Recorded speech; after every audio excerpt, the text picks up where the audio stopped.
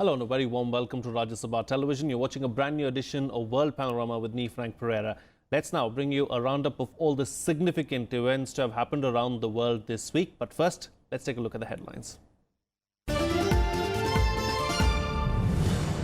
Donald Trump facing the deepest crisis of his presidency. Reports allege the US president pressurized FBI to end an investigation into his former aide. Democrats suggest Trump may have obstructed justice.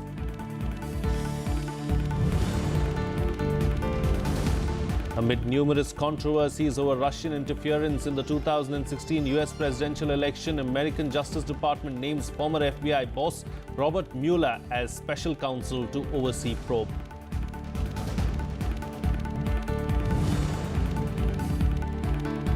Massive victory for India as International Court of Justice orders Pakistan to suspend the execution of Kulbhushan Jadhav.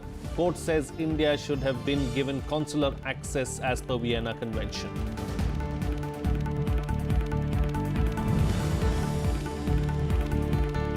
India and Palestine ink 5 deals. Visiting dignitary seeks India's help on resolving conflict with Israel. In talks with the President Mahmoud Abbas, Prime Minister Modi supports a viable and prosperous Palestine.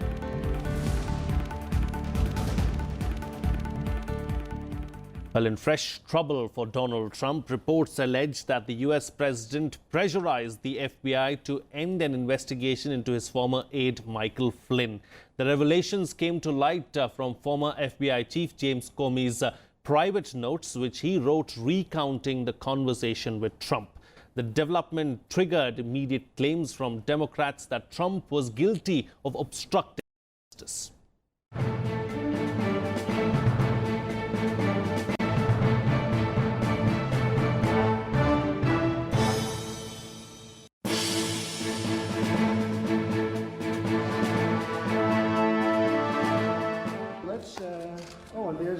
Days after the sudden sacking of FBI Chief James Comey that led the opposition to question the real motive behind it, there is fresh trouble for the Trump administration. US media has reported that President Donald Trump had asked Comey, while he was the FBI head, to drop an inquiry into links between his ex-national security advisor Michael Flynn and Russia. Trump allegedly told Comey during a meeting in the White House that Flynn was a good guy and that I hope you can let this go. The information came to light in notes that were written by Comey soon after the meeting. The alleged meeting between Trump and Comey came just a day after Flynn resigned. Flynn was shunted out after he failed to tell the truth about his contacts with the Russian ambassador to the United States. The opposition says the disclosures provide the clearest sign yet that Trump tried to pressure the FBI and the Justice Department over the Russia investigation. True, this is yet another disturbing allegation that the president may have engaged in some interference or obstruction of the investigation. I think we know enough now, there's been enough alleged publicly to want to bring the director back to testify, ideally in open session, either before our committee or the Judiciary Committee, but he should come back to the Congress and share what he knows in terms of the president's conversations with him on any of the Russia investigation. The development comes a week after Trump fired Comey, a move that led Democrats to suggest that the president was trying to thwart the FBI investigation into Russia's alleged interference in the US election. The fresh expose has given them new fodder. I was shaken by the report in the New York Times that alleged that the president tried to shut down an active FBI investigation into a close political associate. And we are only one day removed from stunning allegations that the president may have divulged classified information to a known adversary. Concerns about our national security, the rule of law, the independence of our nation's highest law enforcement agencies are mounting. The revelation comes just a day after a media report that says the president disclosed highly classified information to Russian diplomats during a private meeting last week at the White House. The recent developments are leading to an increasing disquiet among the Republicans as well over the number of missteps already taken by Trump. Bureau Report, Rajya Sabha TV. Meanwhile, a former FBI director was appointed special counsel to oversee the investigation into alleged Russian interference in the 2016 US election. The appointment of Robert Mueller is aimed at stemming the wave of criticism that Trump faced since he fired FBI Director James Comey last week. Trump has called the appointment as the single greatest witch hunt in US history, hours after he said that he was looking forward to a thorough investigation.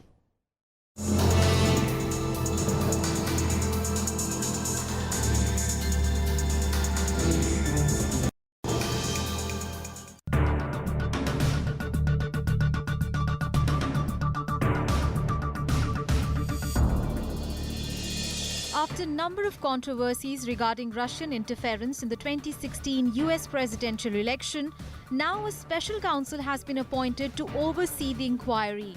The Justice Department named a former FBI boss, Robert Mueller, as special counsel on Wednesday, saying it was in public interest to have an outsider, one who exercises a degree of independence from the normal chain of command. He is the subject of an ongoing criminal investigation. The appointment was widely endorsed by politicians from both sides. President Donald Trump predicted the new investigation would clear him and his team. I was very, very pleased. First, that he was appointed, and secondly, that it was Bob Mueller, who is a terrific guy, unimpeachable integrity. So I was very pleased to see that. A good start in the right direction. This administration with the new president has been in crisis from week to week. It's one thing after the other, and I am pleased that that's happened. To bring in someone like Robert Mueller that has already worked within the FBI, that it looks like he's going to work within the FBI process. You've got a prime decision maker there working within the process. It's a good hybrid. Calls for a special investigation had been mounting since Trump fired FBI Director James Comey last week.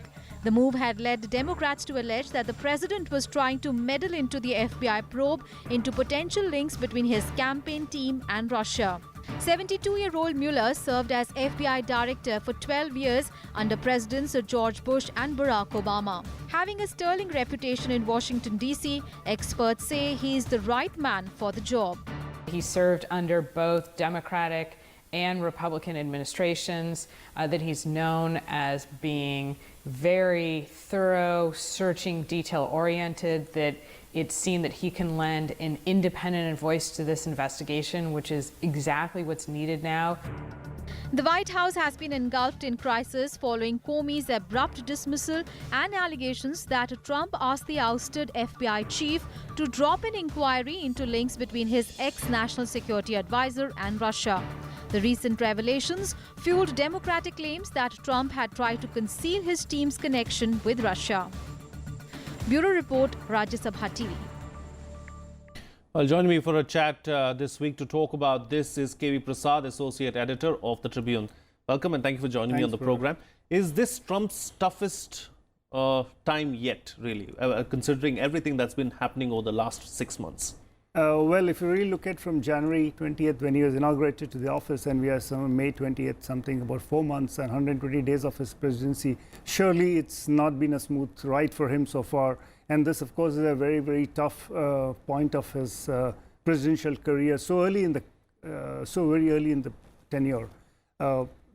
Right up from the elections, we've been hearing about this connection with the Russians.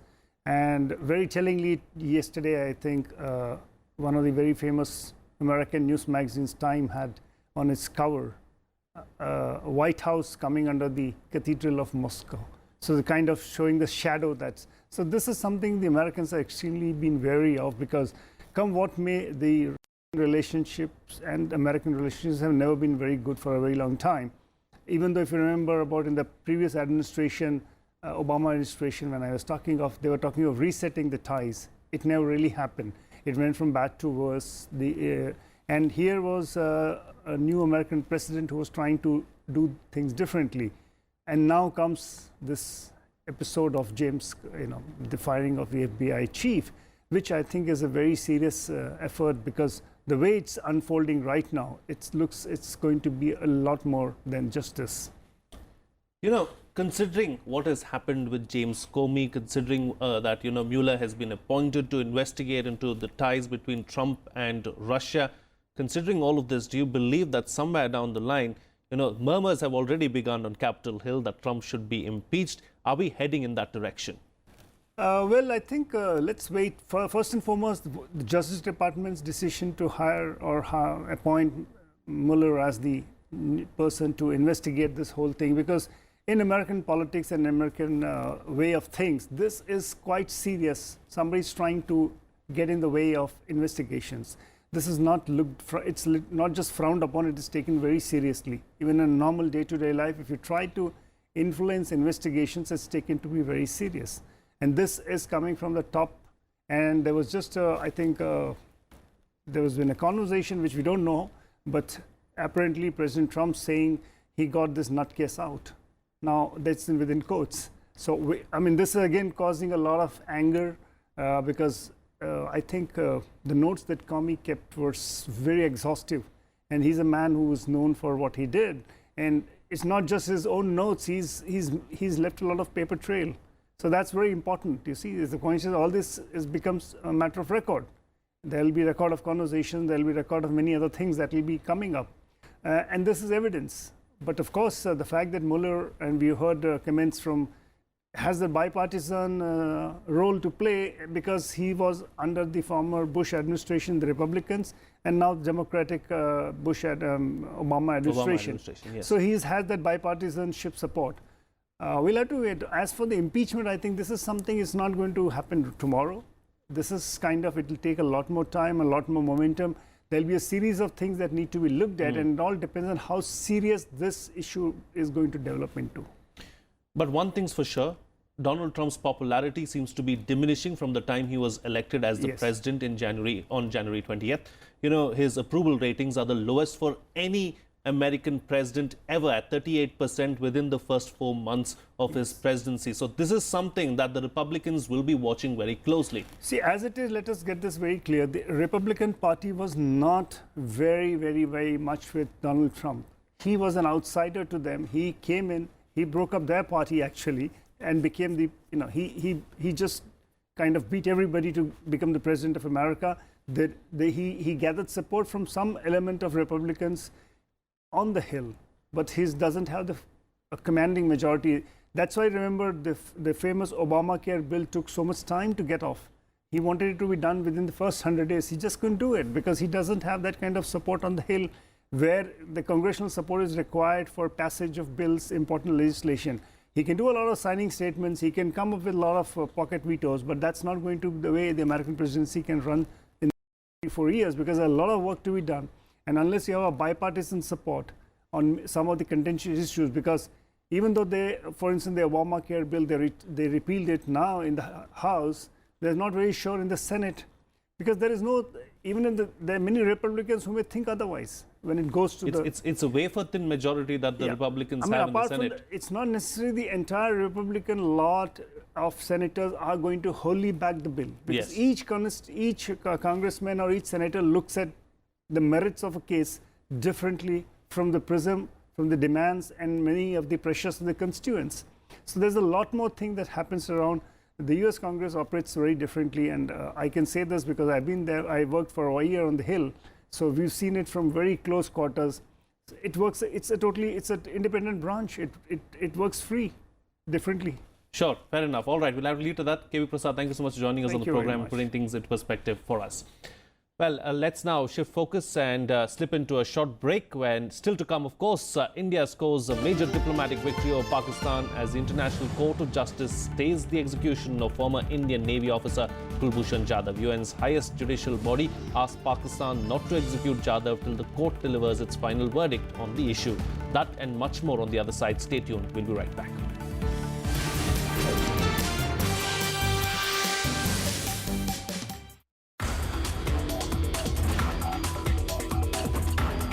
Engineer's role is to make this world a better place to live.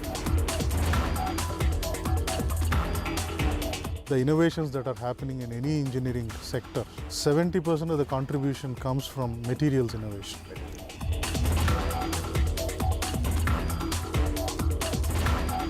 You go in the market and see the products like Sunwash, antibacterial textiles, that is based on RCA technology.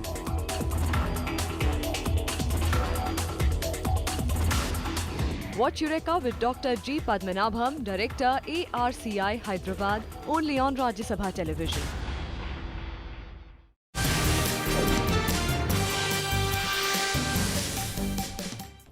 Welcome back. You're watching Rajya Sabha Television. Well, the International Court of Justice on Thursday told Pakistan to grant India consular access to alleged Indian spy Kulbhushan Jadhav. Overruling Pakistan's argument on the former Indian naval officer, the top UN court ordered Pakistan not to execute Jadhav till it delivered the final verdict in the case. Jadhav was sentenced to death by a Pakistani military court on charges of espionage.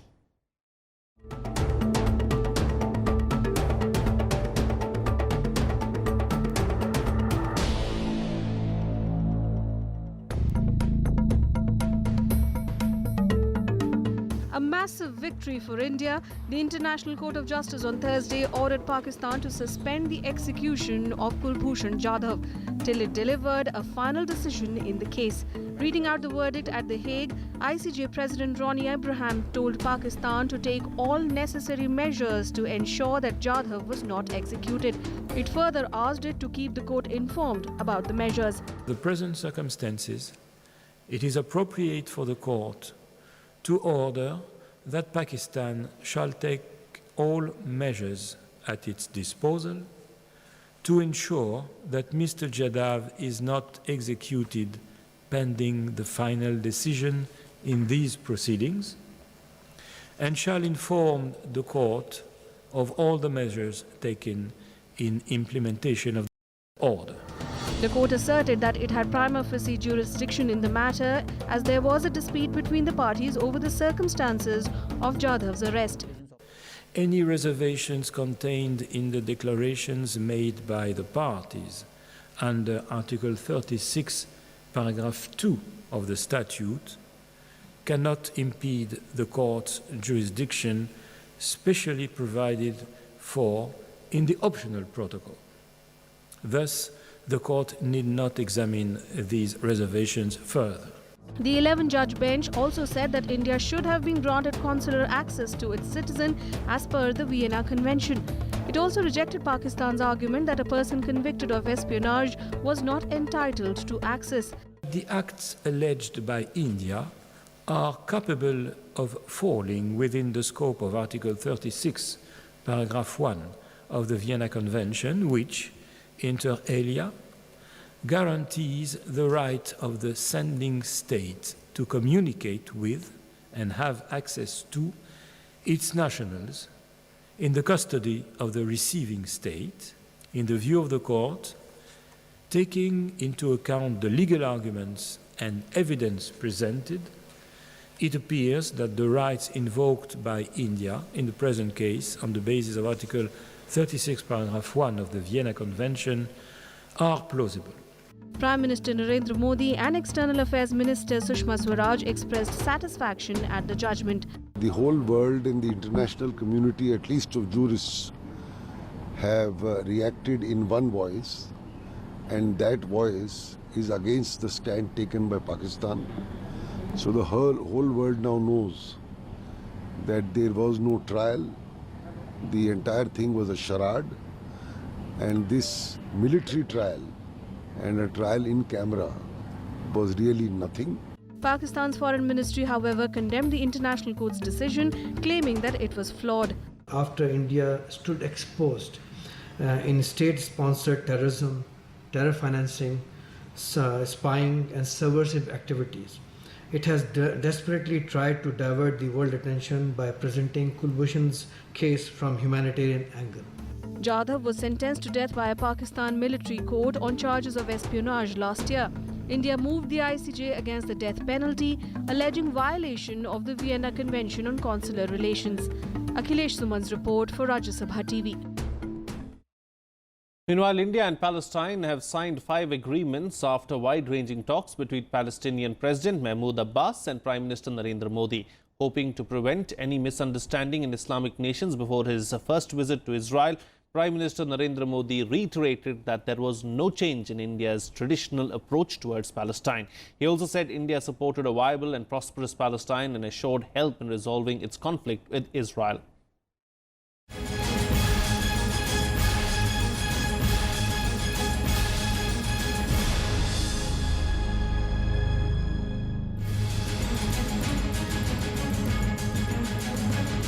Palestinian President Mahmoud Abbas was accorded a full ceremonial welcome at the Rashtrapati Bhavan on Tuesday.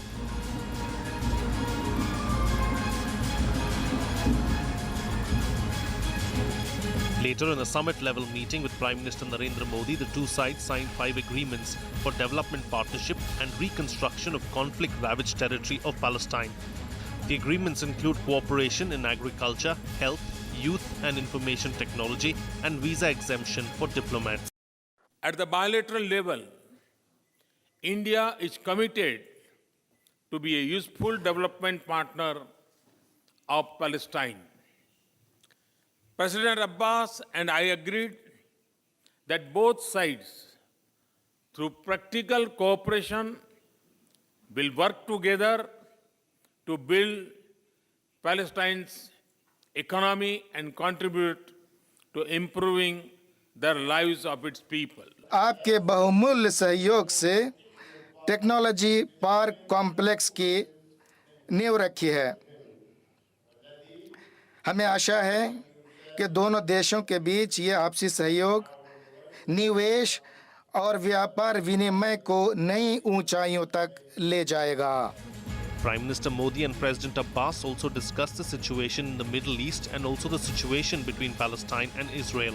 Prime Minister Modi extended unambiguous support to Palestine as a separate and independent nation. President Mahmoud Abbas condemned terrorism in all its forms and manifestations and urged that India should support Palestine on its border status of 1967 with its capital in East Jerusalem. Friendship since the days of our own freedom struggle, India has been unwavering in support of the Palestinian cause. And we hope to see the realization of a sovereign, independent, united and viable Palestine, coexisting peacefully with Israel. हमने इस बात पर बल दिया कि हमारा विकल्प 1967 की बाउंड्री से पूर्व दो राज्यों वाला स्टेट ऑफ पैलेस्टाइन का समाधान है, जिसकी राजधानी पूर्वीय यरूशलेम है, जिसके बाजू में इसराइल का राज्य है और दोनों राज्य शांति और सुरक्षा के वातावरण में अच्छे पड़ोसी की तरह रह सकते हैं। Palestine is a major ally for India in tackling its requirements in West Asia. While India wants Palestine to reach a situation with Israel in a way that contributes to peace in the whole West Asian region, Israel's sensitivities are also important for India. Since Israel is an important partner for India as far as defense and homeland security are concerned, India needs to do a balancing act. Bureau Report, Rajya Sabha Television. Well, let's now shift focus and bring you up to speed with all the sports news you might have missed this week in sports action.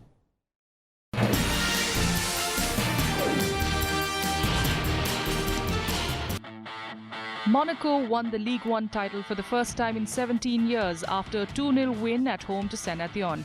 Needing a point to be crowned French champions for the 8th time, the in-form Kylian Mbappe scored the opener in style. Mbappe latched on to captain Radamel Falcao's through ball, skipped through the goalkeeper and slotted in.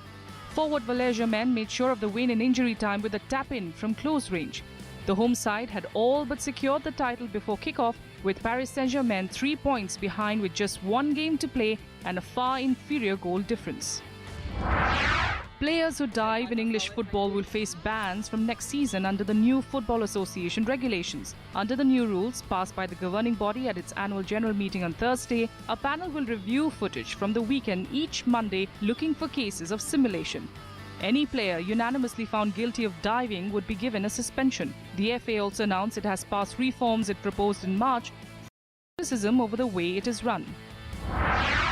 Former MotoGP champion Nicky Hayden is in a medically induced coma after being hit by a car while cycling in Italy. The American was cycling on the Rimini coastline on Wednesday, having raced in the World Superbike Championship in Italy last Sunday. The 35-year-old, who has been racing for Red Bull Honda's World Superbike team, is in intensive care in Cessna.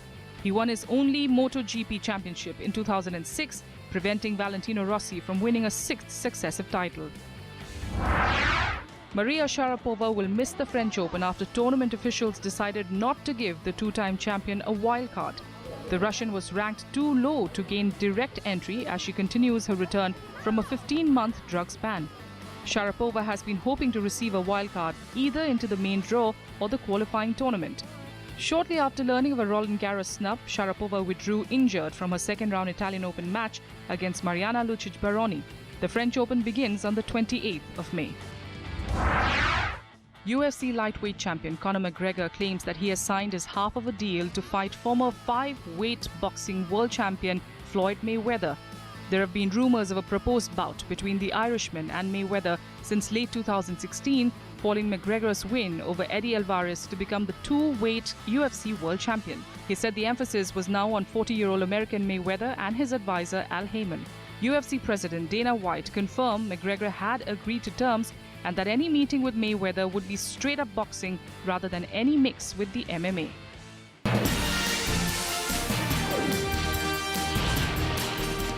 And finally, the 70th Cannes Film Festival opened Wednesday under the lights of Côte d'Azur, sunshine and high-wattage stars such as Will Smith and Uma Thurman.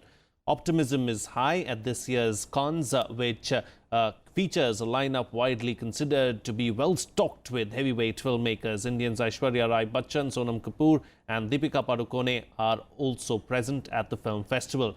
The Cannes Film Festival runs through May 28th, when the Palme d'Or winner and other awards will be announced. I'm going to leave you with these visuals from France. Until next time, this is Frank Pereira signing off.